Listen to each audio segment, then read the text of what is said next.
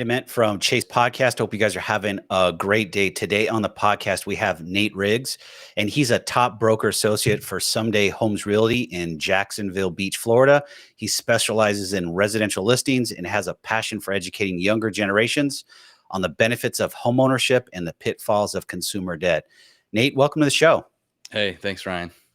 You're more than welcome. I know it's been a little bit of a wait, but thanks for waiting. Yeah. So it's cool that you came on at this time, and there's some things we'll go back and forth with. But before we go there, a little bit about you and your background, and then we'll start jumping into what you're doing there in Florida. Cool. So, was born in Florida, about 3 hours south of here, in a little town called Sebastian, Florida. Grew up there. Spent a lot of time with family. We owned a flower shop. Had a grandpa that had a sportsman's marina and lodge. So grew up there, and then came up here to Jacksonville originally to go to UNF for real estate and marketing. So real estate, it's always kind of been the path I've been on. Took a little detour there. Realized you got to have some life experience and some age on you maybe to be successful at it. So took a little detour, spent about 10 years in the Navy, but the last 18 months in the Navy, I reactivated my license. That way I could have kind of a smooth transition. So experienced quite a few things. And then since January 2020, full-time real estate again, and been pretty successful at it. If you're looking at data stat wise. So pretty happy. Got a family that's growing. My wife is about to have our 4th kid in January. So Congratulations. Thank you. That's exciting. And at the same time, doing all this, we're building we're closing on the sale of a home tomorrow, an investment home. And then we're, closing on a new build we're doing, and living in an apartment right now. So we're experienced in like all the things, just taking it one day at a time. So I've got to unpack that. First of all, thanks for your service in the Navy. I mean, that's cool that you went and did that. What'd you do in the Navy? In the Navy, so I was a search and rescue swimmer. Nice. Flew in a multi-role helicopter, helicopter door gunner, and then we also did anti-submarine warfare and anti-surface warfare from that platform. So that was a interesting 10-year career. Cool. So what got you interested in real estate from the beginning? I know you said you went to school for it, but what sparked your interest? Yeah. So going all the way back, I guess none of my examples, no one in my family was like a 9 to 5, right? We owned a flower shop. So my earliest memories were like, my grandpa's helped out with delivery and stuff. So I'm riding around a delivery van. And then as I kind of got older, and you're just, you're getting to the end of high school, I guess. And you're kind of like, man, what am I going to do with my life? It just kind of was a natural thing. My parents had been in real estate, my grandmother. And like I said, my other grandpa had the sportsman's marina and lodge. And so that's kind of all very entrepreneurial, and not 9 to 5 ish. So I was looking for something in that same route. I think at some points I wanted to get into architecture. Like I always thought architecture was cool. Maybe in another life I would end up being an architect or something. I just didn't have any knowledge on how to pursue that path, I guess. And just one thing came to another. Like I said, we were always entrepreneurial, but not on a large scale or big business owner. So it was still like a blue collar level of entrepreneurial, I guess. I don't know if that makes any sense. Oh, sure does. I mean, you've got your inspiration, but you've got your work ethic from it. And then you went into the Navy and you got even more work ethic. So I can see why you coming back into the real estate agent space in 2020 and you're still doing well. I mean, we're going to go down that rabbit hole because my day job is I'm a real estate developer. I'm also a loan originator. I also buy defaulted mortgages. So I mean, I'm in the space that you're in, and I've got some questions. So I'm curious. Okay. But let's just go right into it. What's the market like where you're at there in Jacksonville Beach, Florida? Okay, so the market here, you still have low inventory. It's a little bit different than it was a couple years ago. A couple years ago, you could put a home with like a hole on the roof for sale, and there'd be a line out the door waiting for it, right? Well, now if your home isn't in top condition and it's not presented well, there is no line in the door. But if it's presented well and it's in top condition, there's still a lot of demand for it, if that makes any sense at all. So still low inventory and a low shelf life of homes if they're the right home. I guess people are just being a little bit more careful with their money, things being considered, interest rates and whatever. But they're still out there, and we're still closing good transactions here. There's a lot of new build stuff. I've sold a couple new builds, and also resale. I know you look at the average data, and I caution everybody, don't just look at national average. It's got to be hyper local. I'm able to, both with sellers offering concessions and new build, we closed at like 4.5%, 5.6%, some amazing rates compared to the national average of 7. So people in Jacksonville, Florida that are motivated to sell are willing to kind of contribute towards that, and the buyers are here. We also have the military base. So we have 2 Navy bases here. Then we've got Florida, National Guard, and then we've got a Marine Corps. We've got like 5 total military installations. So you've always got people it seems everybody knows somebody who's in the military, and you've always got people moving. They're on orders. That doesn't stop regardless of the economy and market conditions, and so it keeps us busy. You said something in the beginning that's near and dear to my heart that a lot of people don't talk about, is you're talking about a buy down rate on mortgages and seller concessions. We're hyper focused in Indiana and Kentucky, even though I'm in Arizona.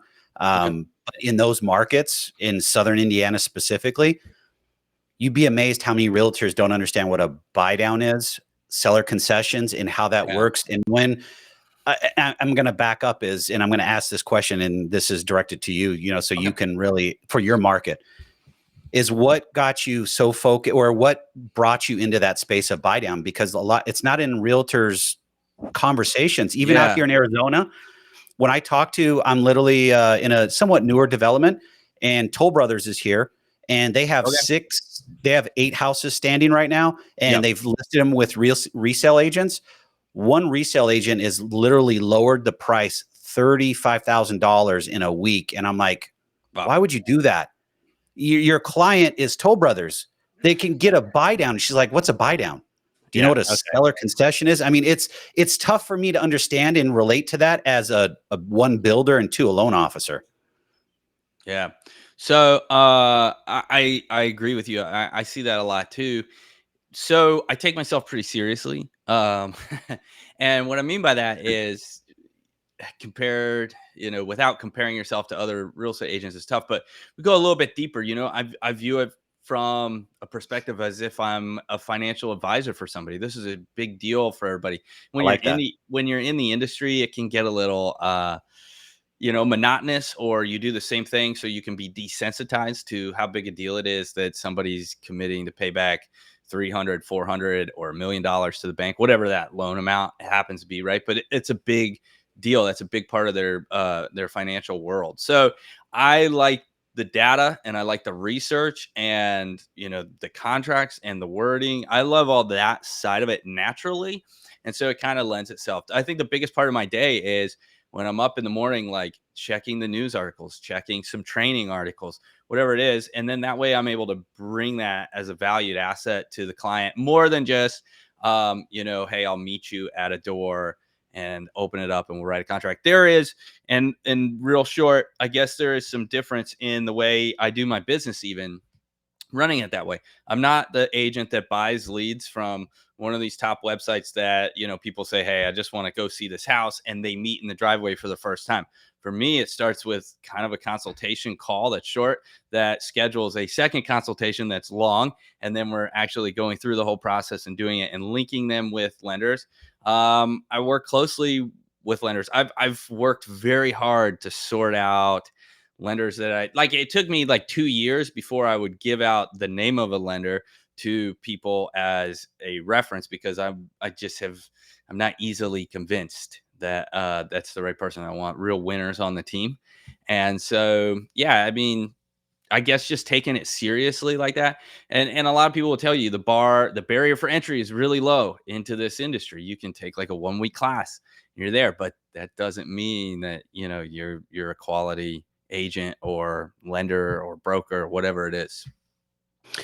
So you brought up a couple things. So we'll go first off is, you want a winning team, and those lenders that you put together, and it took you 2 years. what are some of those characteristics that those lenders portrayed to you or actions they did that said, hey, I want you on my team?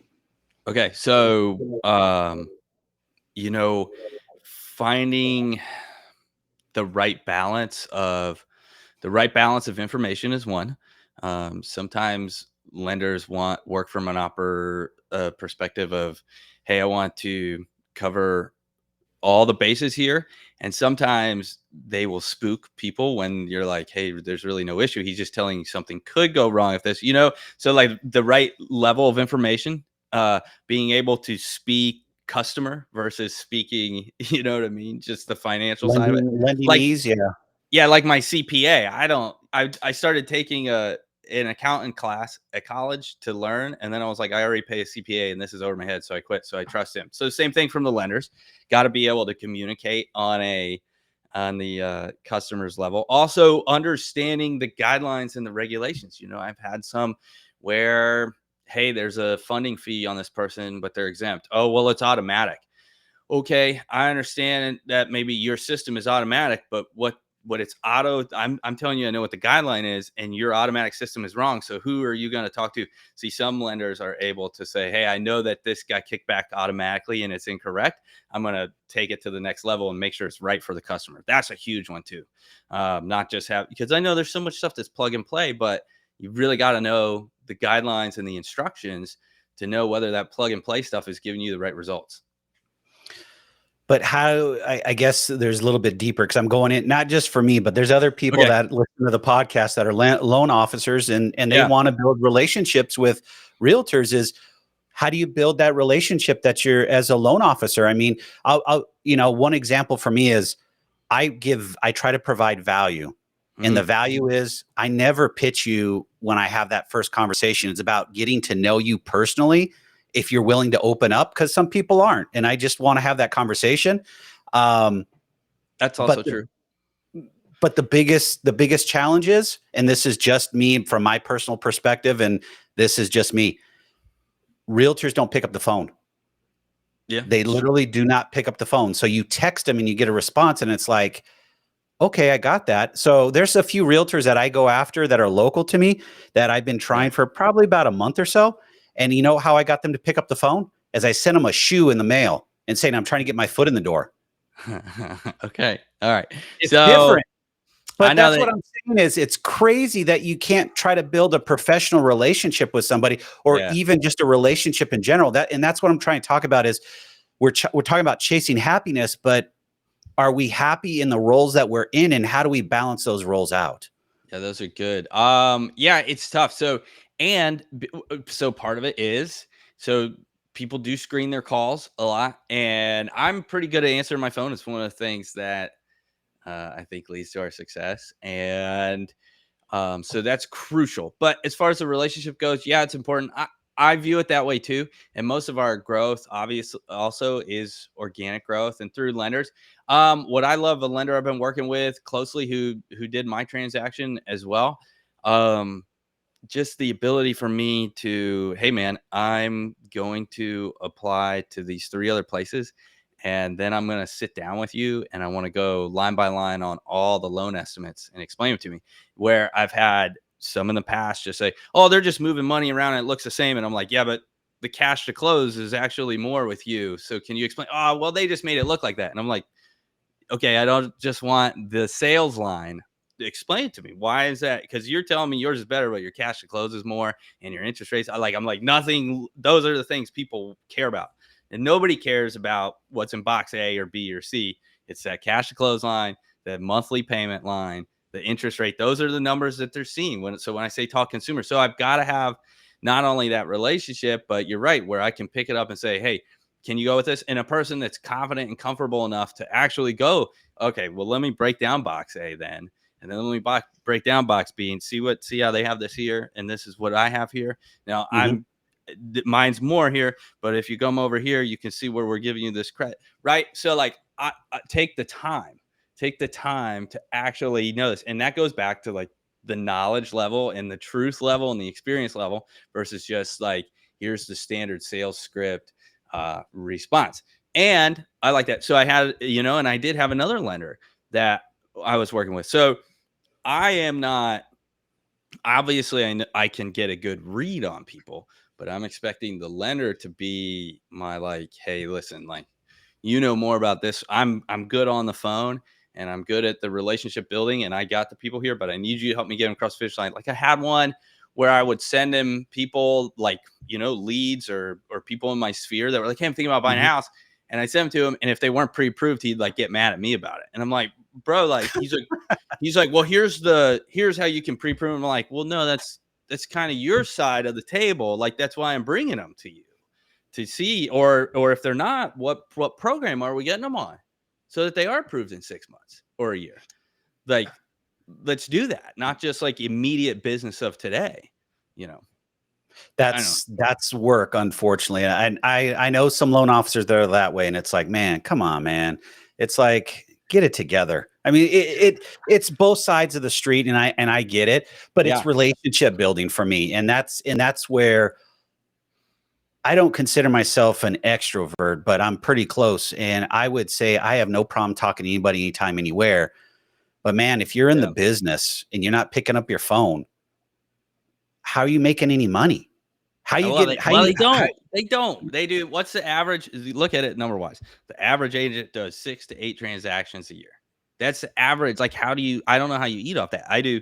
We've done 25 units consistently, which is good. And that's for me. That's not with any admin staff or anybody else. My wife helps me, and actually, she just got her license, so maybe that will grow organically because it's a lot on your plate. But for an agent to do 25 transactions, that puts you in top level, and that's without paying Zillow or Realtor.com for leads. That's without any of that.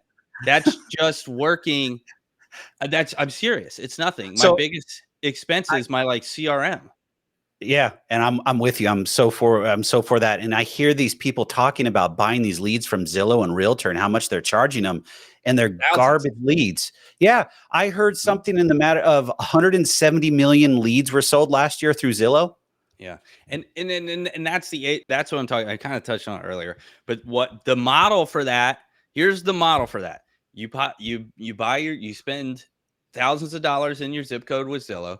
Somebody's on Zillow looking around. They're like, I want to see this house. You're the next one in the Rolodex. It comes to you. You get off of your couch because there's no client events for these agents. There's no, it may be a top level. I'm speaking, for what most the lower expectation is. The people we're talking about that don't answer the phone because they're not worried about answering their phone from you, the lender, building a relationship, because they're just watching like golf on TV on the couch. And as soon as that Zillow thing comes in, they jump in their car, they meet the people. And I carry a lot of listings, so I meet them, and I'm like, I meet them there, and then the people are shopping, and the agent's like, yeah, they just clicked on it, and this is my first, because I'm asking probing questions. Hey, what are they searching for? How long have you been looking? What other neighborhoods are they in? How do we get this house sold? And it's like, I just met him here. This is the first time I met him.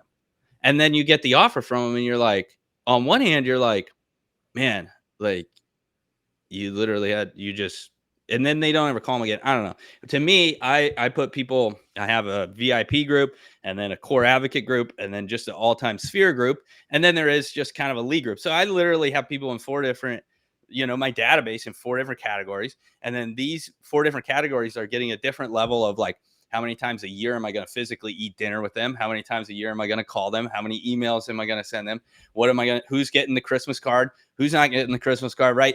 And then then I've got like, okay, well, now I have my 3-touch method for this neighborhood that I'm working with, either a postcard, and then I'm active in the community, and then I'm also on the Facebook page. So, and so I'm building this system that doesn't cost me 6 or 8. I mean, I spend money on postcards and Christmas cards and Yetis that I give to people and stuff like that. But I like doing that better than just meeting someone in the driveway.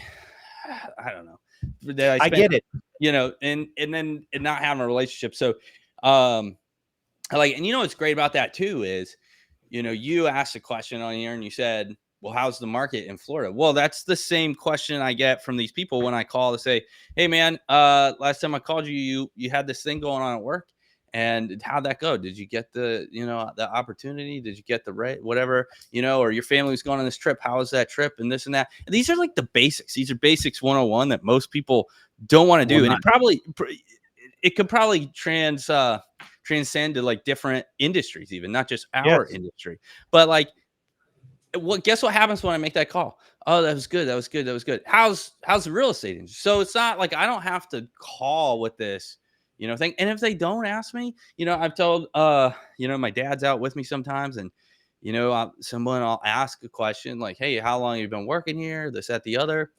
And if they're just like, oh, okay, yeah, I worked here, and then they don't ask me any questions, like I don't bother telling them what I do, or I don't bother trying to capture them as thing. But if that person's gonna, I want people that are like me that are gonna, hey, I want to ask and I want to know about you.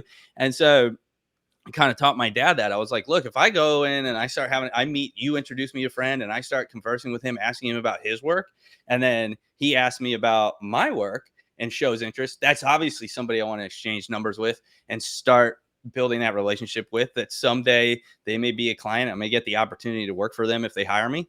And if I meet somebody the same kind that's somebody's friend and I'm asking them all these questions they don't even ask me, I'm not trying to capture that person's info. Like, I just am not. It's just how I run it. And I like it that way. It makes me enjoy talking about being happy. Like, it makes me happy, it's easy. But you're doing something you love. You can tell, and it's coming out in your voice. It's coming out in how you're sitting in the video and so forth. You truly care. But we could talk about anybody. I mean, we're humans. We need that. We need to have that connection with other humans. And I'm going back to it. But being a realtor, if you're not wanting to connect with others and have conversation, how are you supposed to earn a living and be happy? You can't, like you said, sit on the couch and watch golf all day and then expect to sell, 2 to 3 houses a month. It doesn't work that way. It's like, you got to get up off the couch and do it. And it's typically on Wednesdays, I have 25, 30 realtors that I've built a personal relationship with. I call every Wednesday. Okay. I mean, literally to the hour, I will call them and say, hey, Crystal, what's going on? How you doing? And they're like, you're calling me again? Yeah, I'm calling you again. And they like, why? Well, seeing how you're doing. What's going on? Is there something I can help you with? And they think the first several times they thought I was crazy. And now they expect the phone call. And if it's not around that same time, I will get a text. Hey, why didn't you call me? Yeah.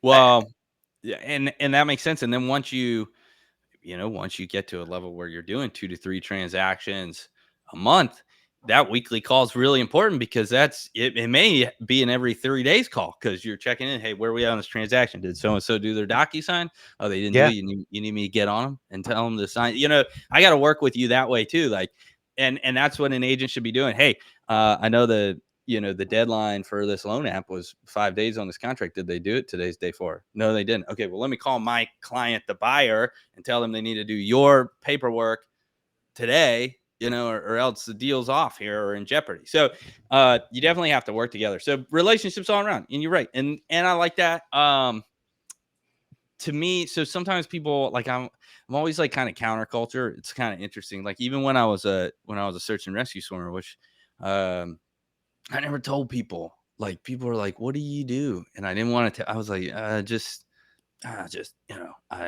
I fly in helicopters. I don't know why I had a problem with the title.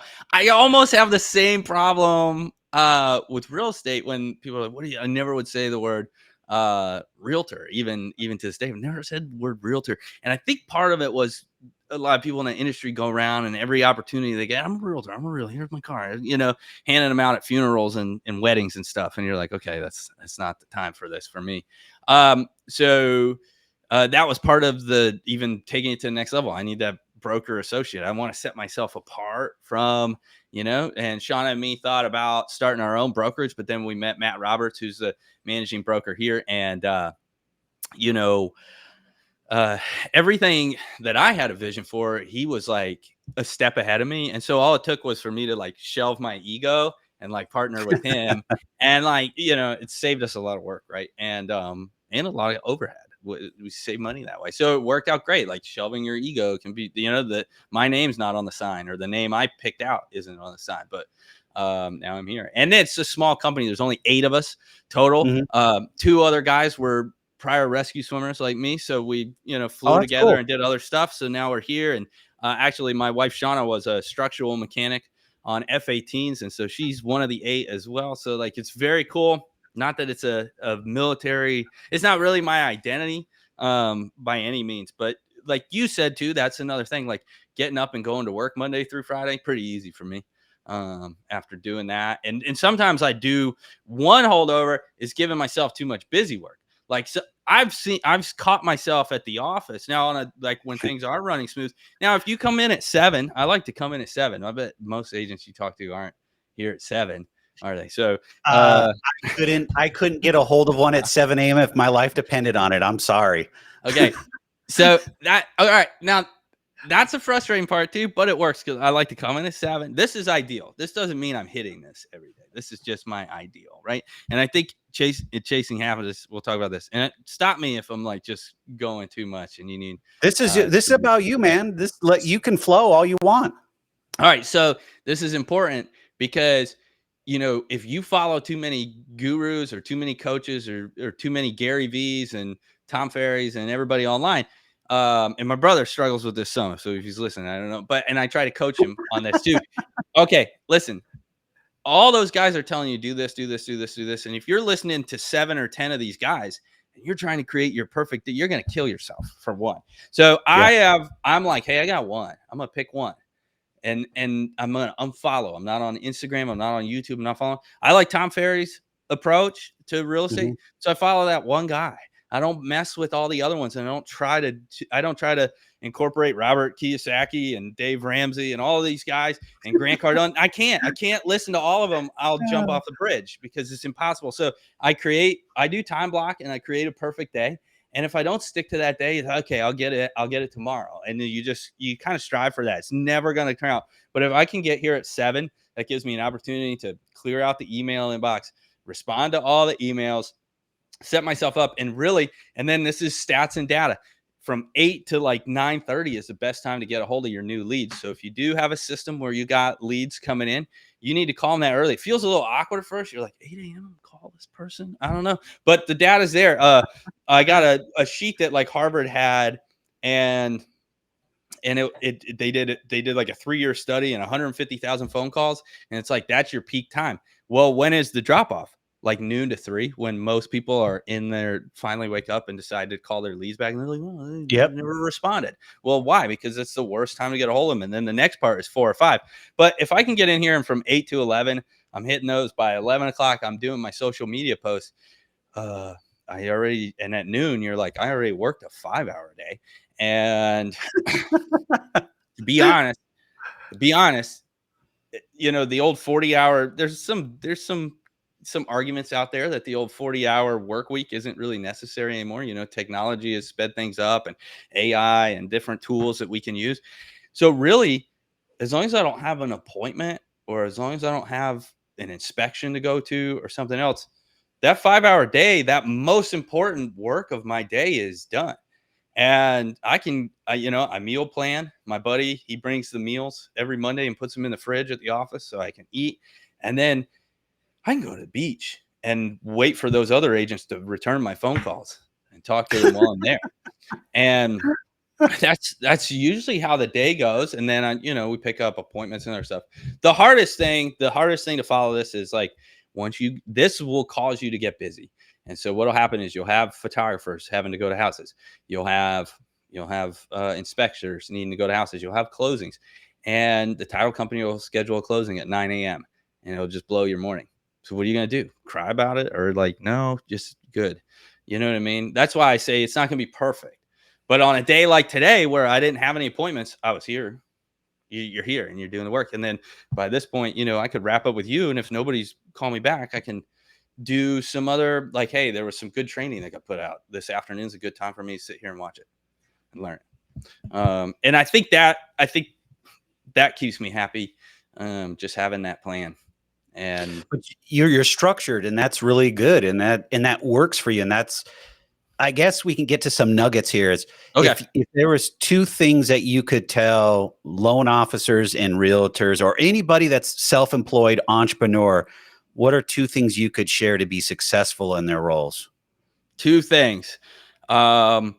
The one thing is that the keyword, the structure. So whether you call that time blocking / structure / a plan, it's okay to have a plan. And I like to do a business planning clinic every year, attend one, buy one in the area, go to it, learn, and then save that material, because you're going to want to start that in October, November, and be ready to launch new year.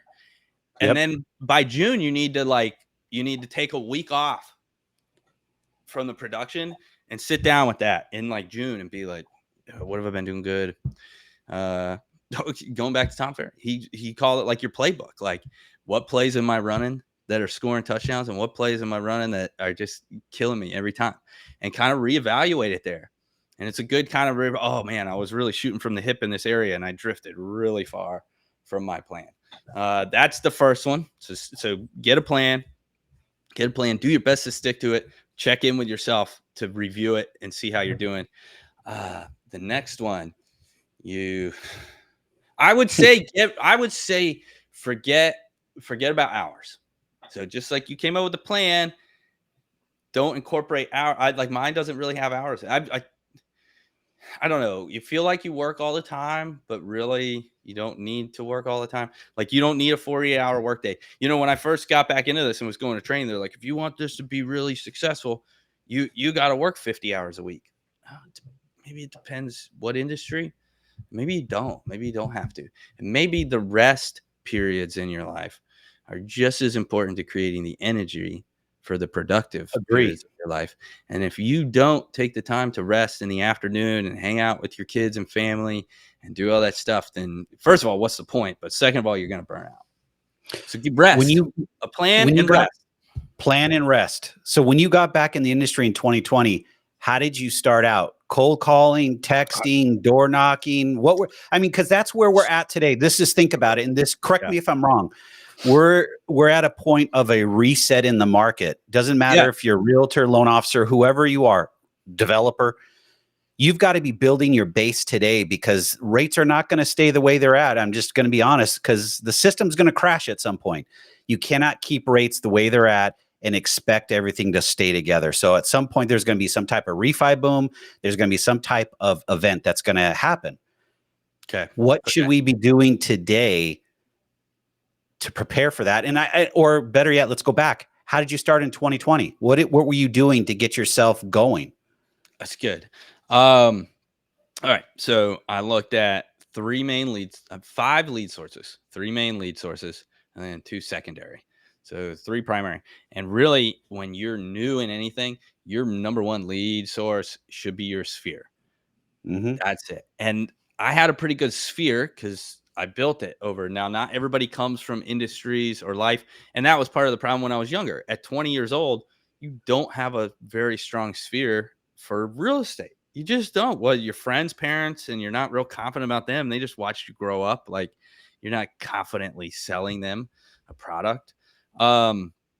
So I focused on sphere. I focused on quarterly phone calls and care calls. Like I said, those were care calls. I went to some training that had like a Monday, Wednesday, Thursday call. It was like Monday morning call, leave a voicemail if they don't answer. Wednesday morning call again, don't leave a voicemail this time. Thursday afternoon call, leave that voicemail. Hey, sorry, I missed you. I'll call you again in a couple months. This plan worked pretty well. And there's all kinds of different numbers but if you stick to the 3 call method, like if you just call once, you're only going to get like 20% of the people to answer. But if you call like 3 times in 1 week, and it seems annoying because you're maybe dividing your database up and you're doing this over and over every week. So you think, but to these people, if you call them 4 times a year, you're not bugging them. That's not a problem. No. And so we just did that. And remember, that was a weird year too, because January 2020, I left the Navy. And then by March, like, it was the COVID thing, right? Correct. And okay, not to be desensitive, but I didn't go, and everybody has their own beliefs and all this stuff, whatever. I don't really care about this. So I didn't change anything about my life. Not one single thing. I went to work every single day. We had an 18,000 square foot office space that me and one other guy went to every single day. Had like a no shoe policy for a couple months, but I called people. I got on the phone and I talked to some relatives and I talked to some friends, and I was like, you don't, whatever's out there, I don't know. I don't care to get into it. I care about me and my people. And I know from studying, this is where studying is important. It seems like there's a pattern with all these people that become successful, or like I talk a lot, and we didn't get into it on this, kind of this middle class mold, just like a cycle of like, my dad, like we stood in the welfare lines when I was a kid, and we had our own companies that we tried to make work, and they got better. And by the time I was in high school, we had an RV and a pool and a hot tub. Life was good. And then I got spit out into the world back at zero. And that's a problem to me. And so the hardest, like, I don't want to spit my kids out at zero. I want to kind of pass the baton to them. And so this is a challenge in the middle class. And but where I was getting to this was anything I studied where people broke through or changed their class or whatever it was, it seems like it was centered around some sort of economic or pandemic or something. And there's people that stay in bed and get under the covers, and there's other people that take advantage of the situation to grow. And that's exactly what I did. That's the year that I saw huge growth right away. Because remember, I turned my license on in 2018. And so it was a slow, hey, let me just put it out there. Let me let people know. It took 6 months to do my first transaction. Again, I didn't pay for any leads. This was just me saying, hey, I'm doing this now. I'm going to transition careers here. I've only got a little bit of time left at job A. I'm going to be taking on B. Because remember, my identity, if I went into church, if I went to the store, if I went anywhere, I was a door gunner. And I had to change that identity to like, I'm an expert in the world of real estate. And so I just slowly started doing that, changing out my pictures on Facebook, getting professional photos done every quarter and putting those out, just making it's like, oh, something's different here. Yeah, it's different. I'm a totally different guy. So changing people's idea of who your identity is. And then if there's something like a pandemic or an economic hardship, this is your time to grow. This is when you don't let off the gas and you keep going. Now you can be sensitive about it. As I was calling people, the conversation went from, if you're into sales, if you're into stuff, people follow that Ford or Frog or whatever, family, recreation, occupation, and your thing. And remember, you always want to start the conversation. Hey man, if you got 2 minutes, this is a work call. Who do you know that's buying or selling real estate right now? And you just hit them up for business and it's good. Get that? Nobody right now. Okay, great. You know what? Now that we got that out of the way, how's your family? And you want to talk about family. You don't want to do it reverse, because if you call them and talk about their family and then you say, oh, before I let you get off the phone, who you know selling, you're insincere, because you didn't actually care about my family, did you? You just called and pretended to care about my family so you could get your pitch in. So why don't you ask them about business first, and then seriously get it out of the way and be sincere about that. Make your notes if they got somebody, but then be a sincere friend. All right, now the important stuff. How's your family? So when we got into the COVID pandemic, we just took real estate out of the conversation altogether. Just, hey, how you doing? Everybody doing okay? And you just asked how they're doing and just went that route? That's it. How you doing? How's everybody doing? Good? Anything we can do, let me know. All right, cool. Talk to you later. Bye.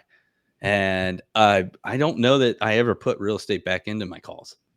And so I got to ask you a question. How did people react to that at first? Yeah. Oh man. Yeah. No, we're just chilling. We're just good.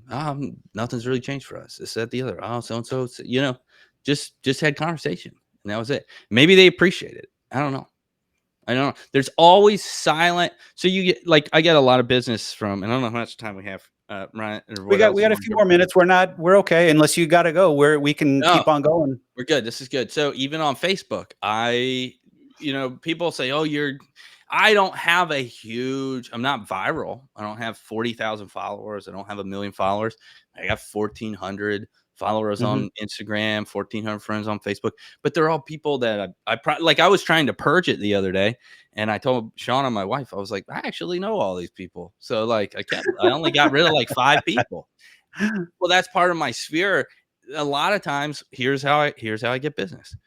I have people in my database that maybe I think are in my core advocate group or my VIP group, but my database is still only like 400 total of those people. It's not all 1,400 that are on Facebook. I'll tell you that. And so a lot of the stuff, you got to be calling them, you got to be sending them Christmas cards, and we do all that. But how many times do I just get a Facebook message that says, hey man, what do you think about the real estate market? I'm thinking about selling my house. And it came from somebody that I didn't even have in the system with the calls or other stuff. But I'm also sharing authentic life on Facebook. Here's another little nugget. Talk about nuggets. your social media, it's something that people struggle with that aren't comfortable with it. Yep. You gotta become small town famous. Just follow that. Do some research on small town famous, or what would a politician do if they were getting local. So when I said I was on the Facebook groups, I wasn't on the Facebook groups like a lot of people are. Someone will say, "Hey, I'm thinking about moving," and 50 realtors and loan officers get in the comments, and I call them vultures. I don't even respond to those. But what I respond to is when someone says, "Yeah, I got a brown spot in my yard. You guys got any tips?" Oh yeah, call Freedom Pest Control. They'll take care of it. And then Johnny down the street, he's like a teenager. I don't know. He'll cut it for $50 a week. So you should call him. You're showing that you're an expert in this thing called life, and so people are interested. Now, I view social media kind of like a recipe, if you will. What do people really want to see on there? They want to see my life. They want to see my kids. They want to see me and my wife at the beach, and they want to see us having a good time. And they'll get the surfboards out, whatever. But I need to share that I am in real estate. Some people are super heavy on real. They'll change their username, like so and so realtor. I'm like, and now there's some gurus and stuff out there that tell you to do all that. I don't like that. I'm Nate Riggs, and that's it, because that's my identity. But my business is the salt in the recipe. So if I'm thinking about a meal that I'm preparing for somebody, if you put too much salt on it, not enough, it's gross. They don't want to eat it. Don't give me any more. If you don't put any salt on it, like, there's no flavor. So you gotta, if you're posting now, I'm not as, do I have a calendar that has like a breakdown and a ratio? No, it's cooked to taste, right? But, I'll be posting, we're at the beach, or my kids, or maybe I post a question or something, just life, throwing it in there. And then here comes a new listing. Let me sprinkle in this listing. Okay. Oh man, we just closed the deal and we bought the rate down to 5.5. I better tell people about that. Put that out there. And then that's it. That'll get people in your messages. That'll get people calling your phone saying, "Hey man, I saw you were on this. I see you do a lot of business in the neighborhood, and I need you to come over to the house." So, amen. That's awesome. But that's more than 2 nuggets. So I thank you for that, because that's a lot. That's huge. I mean, because we need that in this market today, is people don't realize that if you're not, I have this old adage that I say is, you can't sit on the couch and eat bonbons and watch Oprah and expect your life to change. Yeah, true. Other than to get heavy around the waist, unfortunately. But you're being real. You're just who you are, and people are either going to like you or they're not going to like you. And once you can get past all that, everything's easy at that point for me. I mean, that's what I'm at, is either you're going to connect or you're not going to connect, and that's life. But you're showing up every single day and doing what you truly love, and that's huge. And for you guys out there listening, whether you're a loan officer, realtor, entrepreneur, W-2 employee, we've got some nuggets in this episode that's very good. You just have to go back and listen to them and understand that, hey, you got to get off the couch and do something. So, sir, I thank you very much. This has been an awesome conversation, but better really yet, good. I enjoyed it. For sure. You shared some great info, but you're also real. And that's what I truly enjoy about my guests. They're all real, and you're not trying to pitch anything. You're just talking life and what you're doing. Yeah. Appreciate it. I enjoyed it. Well, thank you, sir, for coming on, and I hope you have a good one. All right. You too, Ryan.